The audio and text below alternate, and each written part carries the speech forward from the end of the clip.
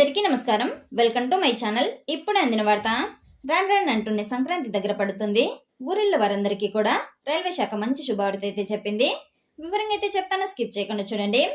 దక్షిణ మధ్య రైల్వే ఈ సంక్రాంతి సందర్భంగా మొత్తం 33 ట్రైన్లను ప్రకటించింది.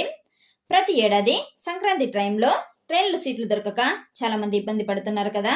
అందుకోసమే ఈసారి ముందుగానే రైల్వే శాఖ ఈ నిర్ణయం అయితే తీసుకుంది. స్పెషల్ ట్రైన్ నడపాలనే ఉద్దేశంతో ఈ స్పెషల్ ట్రైన్లు ఎక్కడి నుంచి ప్రారంభం అవుతాయంటే హైదరాబాద్, సికింద్రాబాద్ నుంచి తెలుగు రాష్ట్రంలోని ముఖ్య పట్టణాలకు ఈ ట్రైన్లు అయితే నడుపుతున్నారు.